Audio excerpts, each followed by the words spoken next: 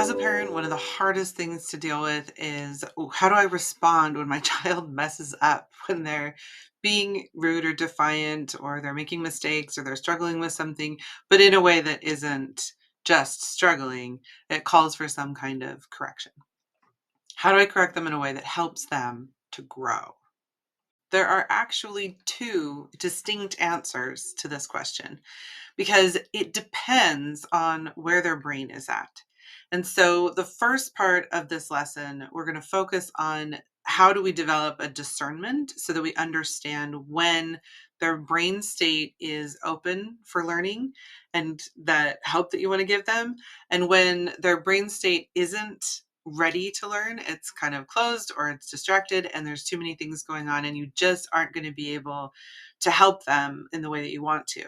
So discerning the difference between the two is really important. And that is a hard thing to do, but we're going to make it much more clear by giving specific details about what different brain states look like and helping us be ready to understand where's my kid at so I know what response is going to work best. So let me give you an example. My kid is supposed to be getting ready for school. The alarm goes off, and that induces in them a sense of panic. And they start to just cry and yell and say, I'm never going to make it. This isn't going to work. I'm, so behind and just, ugh. And you can see from a lot of those physical cues and also listening to what's being said that there's something really actually wrong. Like they're really struggling.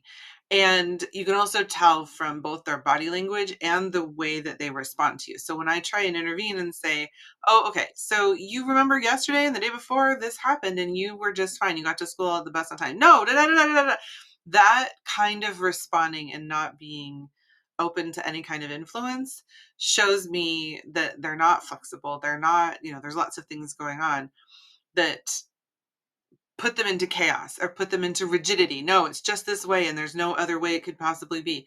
That combination of chaos and rigidity, that lack of flexibility, lack of openness, shows me that they're in a brain state that isn't going to allow me to be influential in an intellectual way. Logic isn't going to work. Problem solving isn't going to work. So many of the things, teaching or skills practice or all the things that I would do to normally intervene in a situation, none of that, even though that's what they need right now, it's not going to make a dent. So maybe in that sense, I'm like, okay, we got to calm this person's body down, first of all. And so I say, do you want a hug? And they come in for a hug and you can, like, their shoulders relax and they're able to look me in the eyes. And then I'm saying, tell me what's wrong. Tell me where is this feeling coming from? And they're responding to that. And that shows me that they're in a brain state that's a little bit more open. They're able to connect. They're able to think things through. So I've just managed by giving them a hug to shift their brain state. And now my response to them can be fundamentally different. The really great thing is that no matter what their brain state is, we can actually respond with a lot of skill on our part. If they're in a brain state where they're not actually going to be able to do a lot of higher level thinking and talking about emotions and all those things that parents kind of want to do, then nurtured heart approach works beautifully. And it does it because the entirety of the actions involved are on us. We as the parents do the nurtured heart approach. And the more we do it, the more we're helping them to open up and to engage their upstairs brain is what we're going to call it.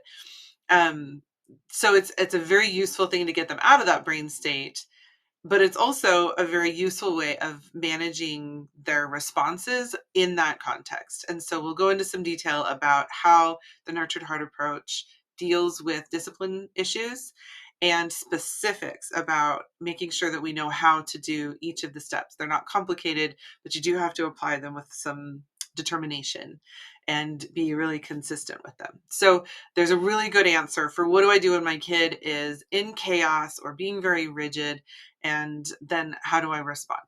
And then another part of the lesson is from our neuroscience, Dan and Tina, and their tailored approach that is not only appropriate for discipline when we're dealing with a problem or a struggle that needs correction, but it does more than just discipline. Because we have a neuroscientist and a psychologist working together on this plan, then it actually is tailored to enhance the ability of the child to self-control, to make good choices, to problem solve, and to deal with things in the future. So we're actually helping their brains grow while we're doing the thing that deals with the behavior problem. And that is what this lesson is all about. It's not just about managing behavior or changing the child's choices. It's about doing it in a way that enhances their ability to manage their own behavior and make good choices in the future.